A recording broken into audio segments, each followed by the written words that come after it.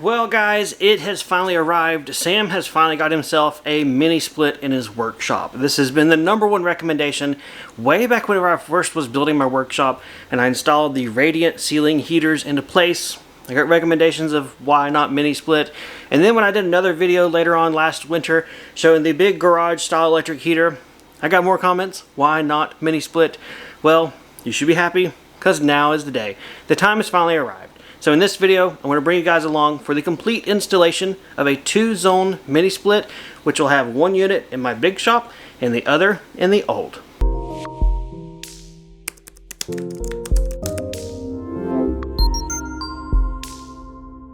For the handful of you that watch this channel, Samcraft, and the other channel that is more of our family YouTube channel, this is going to be a duplicate video for the most part. So this is your cue to go ahead and check out, because the meat and potatoes of the install is going to be the same. Maybe you're wondering, why am I double dipping the chip over here? And that's because honestly the Samcraft viewerships are very different, and this is another world in and of itself, and I know that you guys are going to see the mini splits in videos. I mentioned them in my last video, so this is something to round out the picture, complete the story, and further bring you guys along on how I installed mini splits in my shop. And then the last thing I will say is that this was a sponsored video for the other YouTube channel, but it's not for this. So I'm going to skip all of any kind of sponsor to talk about the stuff that doesn't really apply. And there'll be a link to this unit if you want to see it down below, but that's it.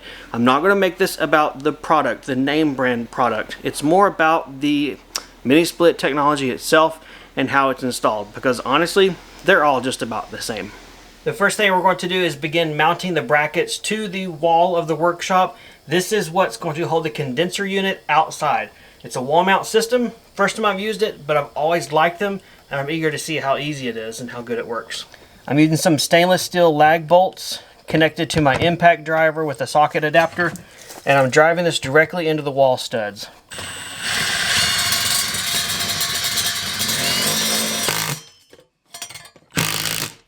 I'm going to leave it loose for now. That way we get everything squared up here in a minute. But this way we can at least get the stuff started and in place.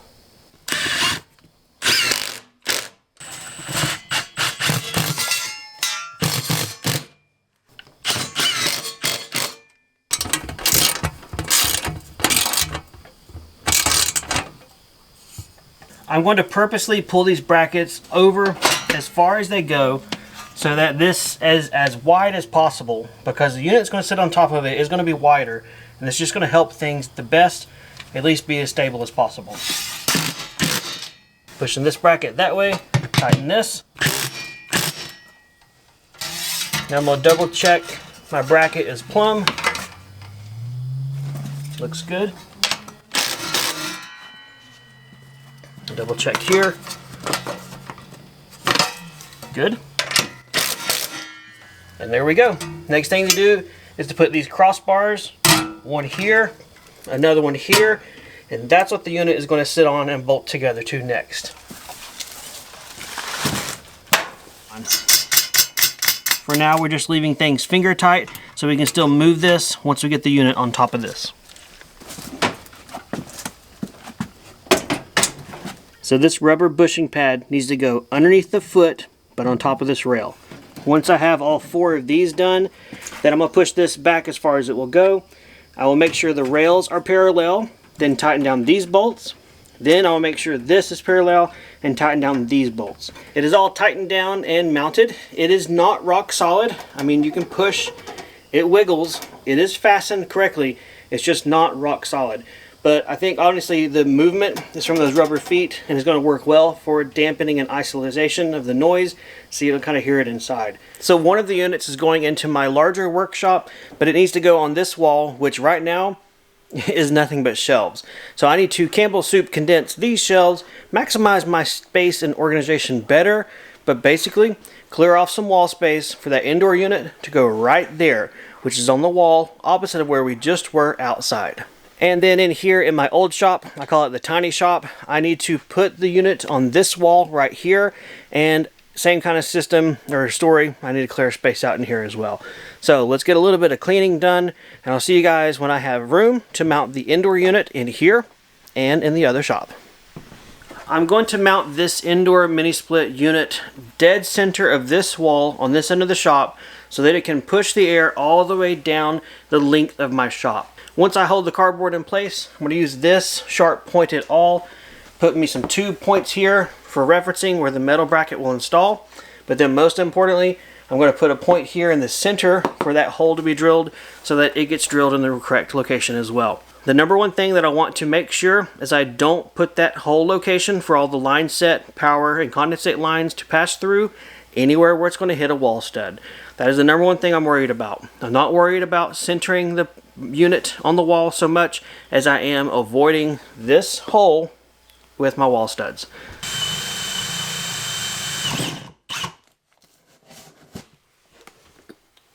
I'm going to go ahead and connect the wires up to the indoor unit so that I don't have to try and do this before mounting this on the wall.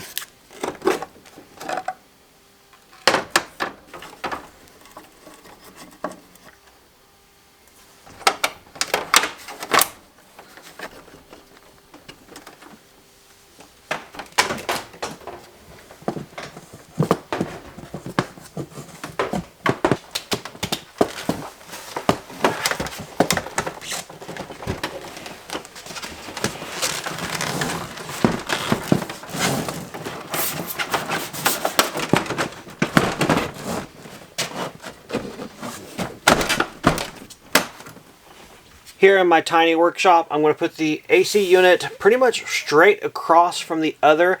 That way outside, when I have my line sets, they should be right there with each other and look as best as possible. I wouldn't say this is probably the best location for the mini split indoor unit for the orientation of the building, but this is still a small building. It's a 12 by 20 and it's going to do adequately. So this is one of those instances where I'm taking what looks best outside as priority number 1 and location as priority number 2. With the hole drilled and everything ready on the wall, I'm going to repeat the steps like I did with the first unit. I'm going to get my wires out. I'm going to connect them to the indoor air handler unit. Once that's done, fish the wires through the wall, pull the tubes straight out so they poke basically through the wall straight through, fish it into place, lock it into place here, and then we'll go outside to put in our wall thimble or our sleeve, caulk it up, use the putty, close everything up, and then we'll start working on connecting line sets outside. Before I connected the line set, I made sure to read the manual, specifically the portion where they say that the indoor air handler units come pre-charged with a small amount of refrigerant so that when you take off the caps, you are supposed to hear the release of the refrigerant. Honestly, what came out of these is a lot more than I was expecting. So hopefully the manual is correct and I didn't just vent my refrigerant out into nowhere, but I didn't see another option around it for connecting the line sets. I guess their thinking is if the unit cracks, breaks, or gets damaged in shipping and you go to connect your line set to it and you hear nothing, you know there's an issue that you need to stop and then contact support. It makes sense. It's all logical, except for the amount that it seemed to come out of the units when I took the caps off. Otherwise, it's what the manuals say to do, so it's what I did.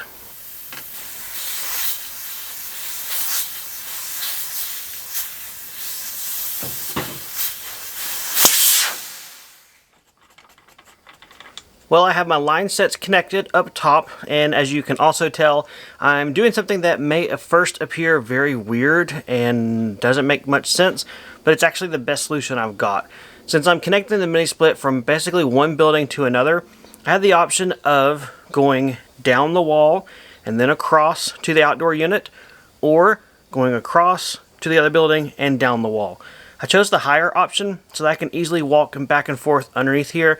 No one has the risk of tripping or jumping on them, kids, or messing them up, and it's out of the way for most all operations. This is a dead end, so it's between two buildings and it's not a space that anybody really ever comes to, but at least having the line set up high helps prevent any kind of damage to it from humans. I know it's also going to become the perfect bird perch, so I'm sure the white tubing will just get a little more white, and of course in the spring and summertime I'll have to keep an eye on it for bees nests, wasp nests, stuff like that, but that's nothing different than I already do with stuff around the property. The overhangs of the workshop, the elevated floor structure, all of that just has general maintenance that this is not really going to add that much to. First thing I'm going to do is take the screws off of this plastic cover. That's kind of a trim piece around where the refrigerant lines hook up to the outdoor unit. With the cover off, we're greeted with what looks a little complicated at first, perhaps, but it's pretty basic. You have an A system up top, labeled to the right. This is your high and low pressure lines for one of your indoor units. And then you have a B system down below. The same thing applies, a high and low pressure system for those two lines as well. Depending upon the number of units or head units your mini split system comes with, you may have 2, 4, 6, or maybe even 8. Basically, you need 2 sets per line set to connect your refrigerant lines with. Now I'm going to take this cover off of the top up here. This is where all of our electrical wires will go into the system. The next thing in the user manual that tells us to do is connect up our mini split indoor air handler unit wires to the corresponding block. We have block A, block B, so we're going to make the one in the big shop, unit A. We'll go ahead and connect it into place just as it says, making sure to pass the wires through these rubber grommets and also connect them on the wire strain relief cable clamps. We'll do one, repeat it for the second one, and then we'll move on to the next step. Now that we have our indoor units wired up to this outdoor unit, I'm going to now install our electrical whip connection. This is what brings grid power, or off-grid power in our case, AC electrical power, from the structure outdoors through the disconnect box, which has been installed on the building here, and to the outdoor unit. This is a kit you buy at most hardware stores. It is called an AC whip or electrical whip, and it's an all-in-one kit, just like you see here, which makes this kind of installation a piece of cake. As far as connecting this, I have 2 hot wires, a black and a red, and 1 ground. So corresponding connections on the outdoor unit, L1 for line 1, L2 for line 2, and green is our ground. Alright, with our wires connected, now we're going to put this cover back on, and then we will go ahead and connect up the electrical connections for our electrical disconnect. So here at our service disconnect, we have 3 wires to connect, red, black, and green, coming from our AC whip wire we just installed. That green wire is going to connect up next to the bare copper, and the red goes next to the red, and black next to the black. Alright, that electrical disconnect is wired up, however, still fully disconnected. I have the piece you pull out to disconnect it. It is staying unconnected. Next thing I'm going to do is hook up our refrigerant lines. So you have plastic caps on this side you want to take off. And you have a plastic cap on here. And then you just hand thread these onto the connection. Being very careful not to cross thread or get them out of alignment.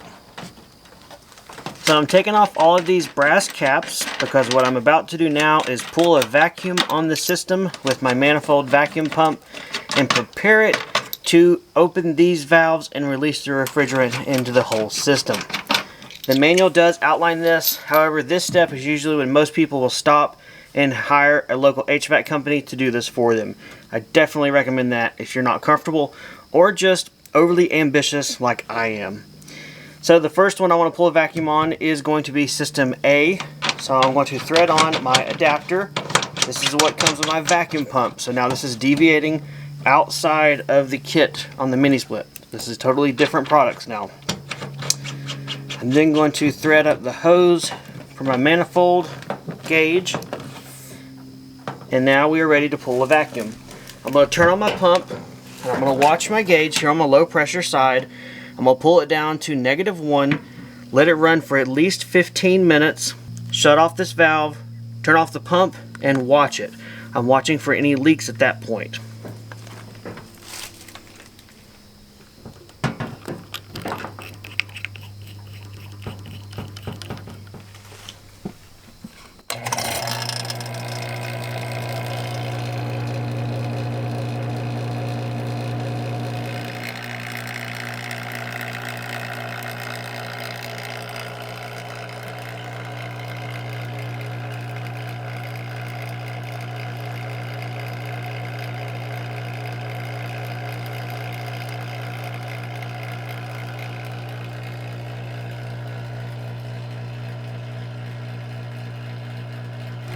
Alright guys, it's been right at 15 minutes, so what I'm going to do is turn off this blue valve first to shut off the pump from the AC system. Now I'm going to shut off the pump, and I'm going to sit here for at least 5 minutes watching the gauge to make sure it does not move. That would indicate there is a leak somewhere. Alright, reading the manuals to you guys, so bear with me here. What we're going to do next is open the low pressure valve for about 10 seconds and then close it. Then we're going to quickly remove the pressure hose when the pressure indicates above 0. So basically disconnecting the vacuum system from the mini split system.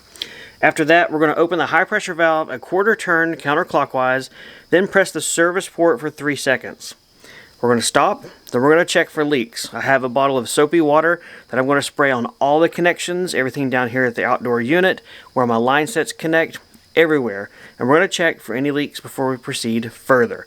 The last thing we want to do is release our refrigerant into the environment, losing it out of our system because of a leak. So definitely worth the time, soapy water test to make sure there's no problems.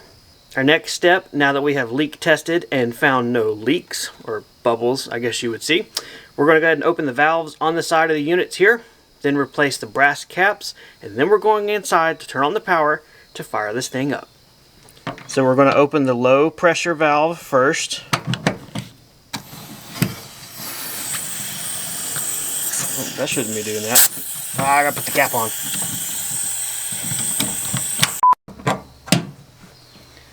So apparently we have a bad Schrader valve, but thankfully I had my adapters here from the vacuum pump. I was able to put it there to close it off.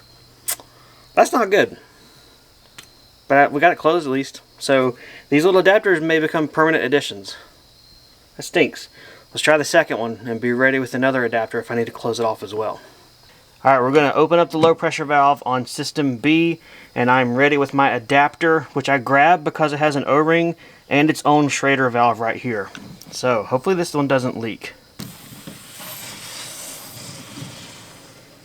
Yeah, that's what we expect. You hear it going throughout the lines, but it doesn't spit out here. That one did that. It's alright, this adapter piece is really cheap. The only bummer is that you're not going to have this probably. Then again, your HVAC company that you hire, if you don't pull your own vacuum, they'll do this. So I don't know what to really tell you guys. These brass caps are just protective caps. They are not designed to seal anything. So I guess if you're wondering, Sam, why didn't you throw the brass cap on there? It's because it doesn't seal. These are just to protect things, keep them nice and clean and available for servicing when you need be.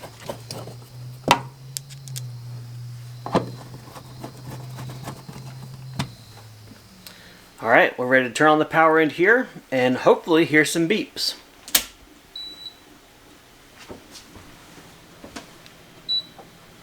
Alright, let's go in the old shop and turn that unit on as well.